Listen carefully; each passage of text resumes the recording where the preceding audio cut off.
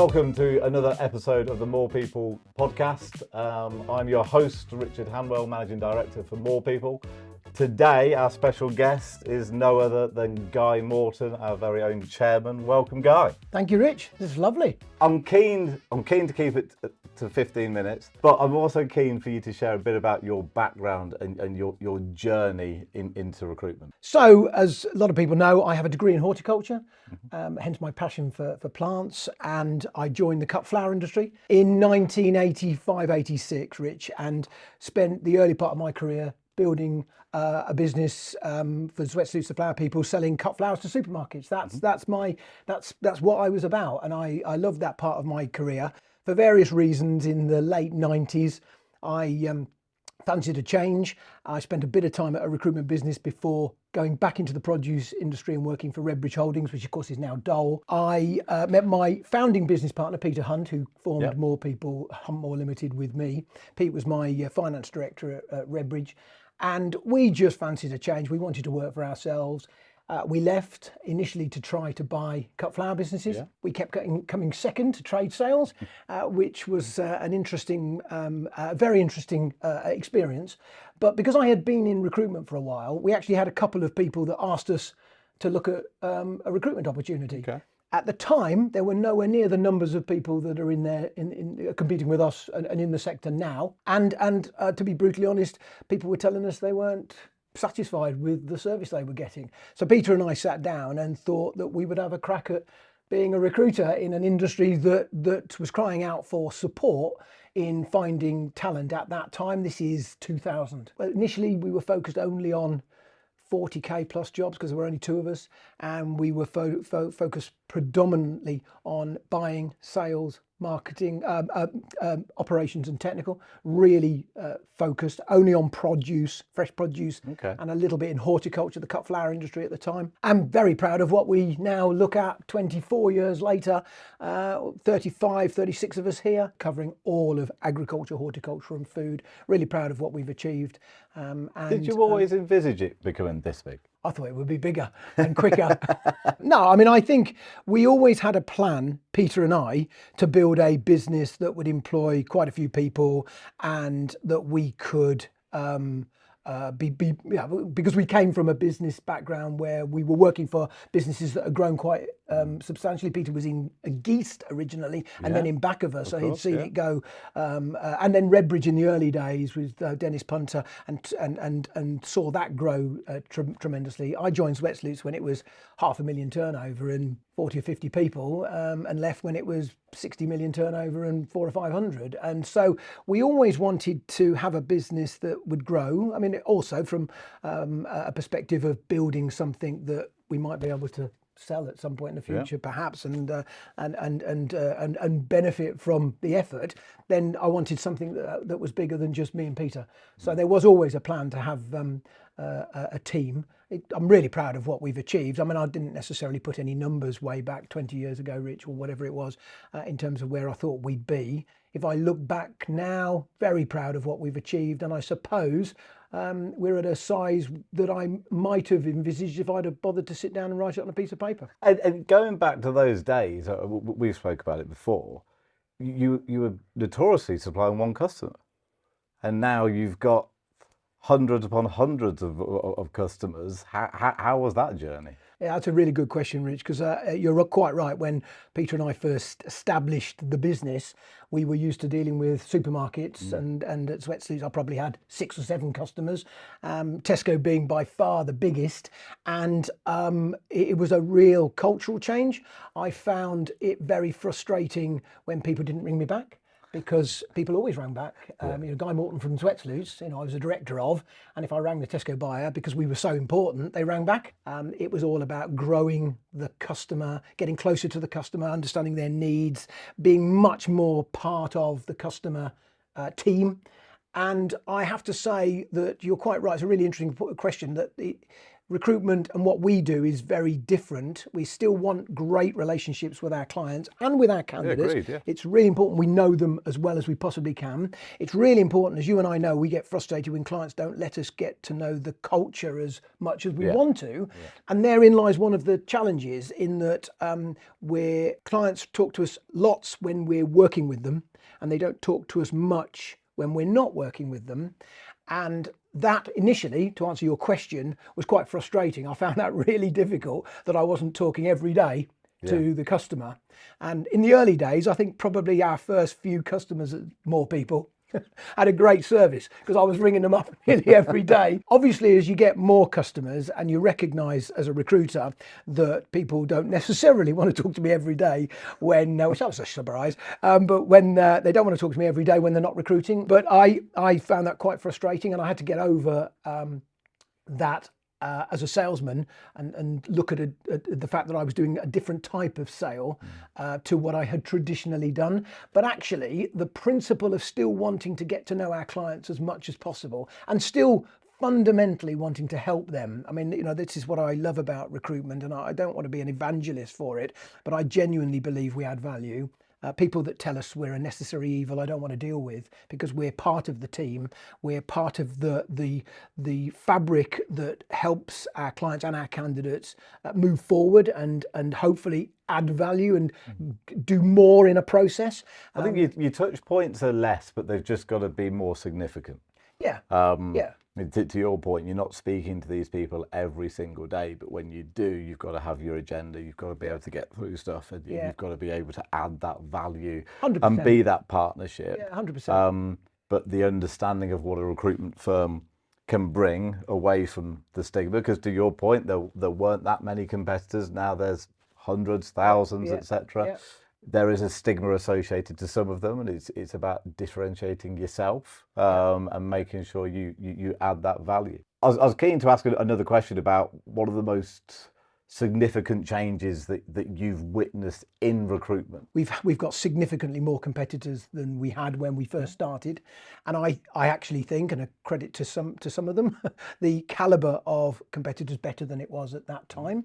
But the market is significantly bigger, and the businesses that we're dealing with are significantly bigger, and the challenges that we have in our industry of getting people to come into our industry is even harder than it was 25 years ago. So the need for recruiters remains. So I think numbers, I think the good ones are really good, and we are aspiring always to be up there with the best. I think having good competition as well helps you raise your game as Very well. much so. Very We've much got so. some really good competitors, and Yeah, we all rob ideas off of each other. But I think it helps you keep on top of your game. It helps you raise your game, and that desire to stay there as well. I think that's a really good point. I mean, during my time at Zwetsloots, I was less fussed about competitors, and I remember a conversation I had with some directors of Tesco who asked me about my competitors, and when I told them what I knew about my competitors, one of them shouted at me that I was too focused on my competitors and not focused enough on the Tesco consumer and on Tesco. But he made a very interesting point, that you can get far too caught up in what your competitors are doing and not caught up enough in what your customers are doing. And we have two customers, as you know. We have candidates and we have clients. Clients pay the bill, but without a great candidate, we don't have a satisfied client. So we've got two customers, and I think in recruitment, I think a lot of recruiters, the poor ones, don't focus on their customers.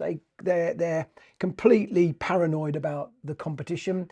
They're chasing the money. They're chasing the easy win. They don't like a hard job, whereas we are focused on the candidate and the client and our ongoing reputation. Again, one of the lovely things about being in an industry, a relatively small industry, is that we've got great repeat business from our clients, because we're in that market and we're going to stay in that market and we're experts in that market and they're in that market. Obviously there's repeat purchase, but we'd like to think that they like to deal with us and they come back because we do a good job, and we like to deal with them, so we're pleased that they come back, and so on and so forth. My next question is based around what are the challenges that you see recruiters facing nowadays? Can you highlight some of the key ones?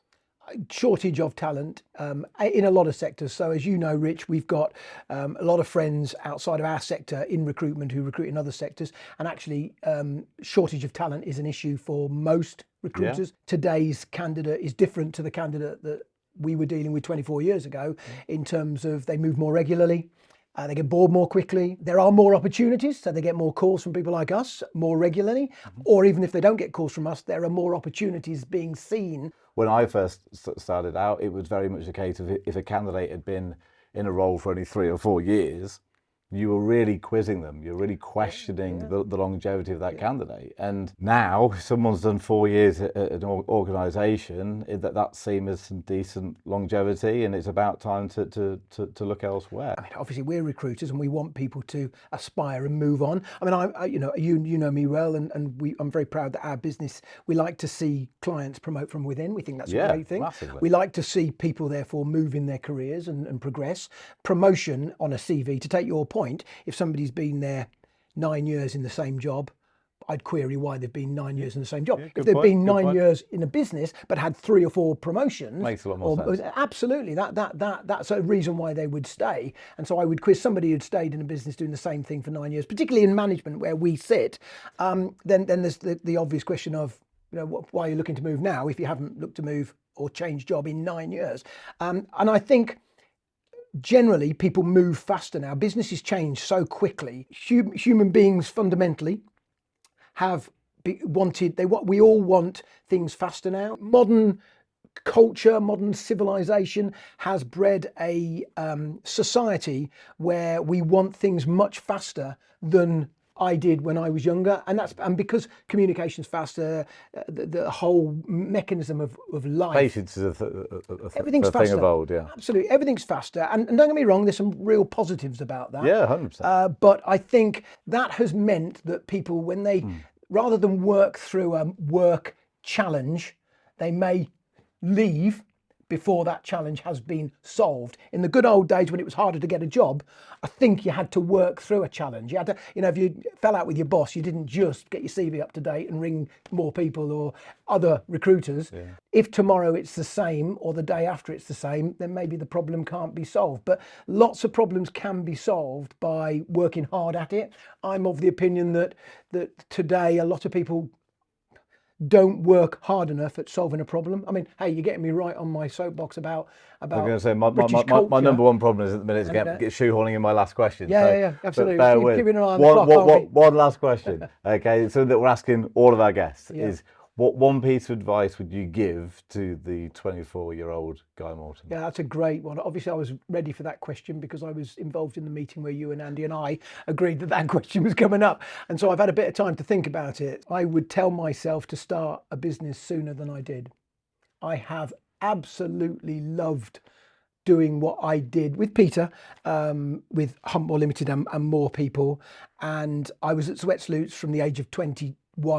I worked for them while I was at university, and I joined them straight after graduation, and I left at the end of 98, 99 when I was in my 30s, and I loved it. I loved working for them. They were great. They were brilliant people to work for. They let me run my own business for them. But one reason I left, Rich, is they wouldn't let me have any shares in it, and it wasn't my business, and I respect that. That was their business, it's their prerogative, and I look back on an opportunity I had when I was about 24, 25 to do something in the flower trade on my own, and I talked myself out of it, and I regret that. I don't believe in having regrets because it's in the past, and I'm so pleased with the way my life has moved, and so pleased with now, and who knows what it well, maybe I'll be on my St. Lucian Island by now if I'd have done that, so I don't know. But I would advise my 24-year-old self to work for myself earlier. It's not for everybody. If you're 24, you often don't have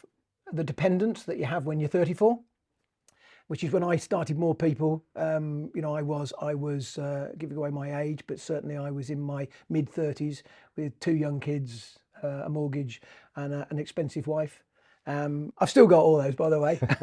And my wife was brilliant because she certainly parked her expensive life for a while Peter and I started this business, didn't pay ourselves for 12 months and got started. So it's not for everybody, but that's the piece of advice I would give myself. Cheers, mate. Thank you, mate. Lovely to see you.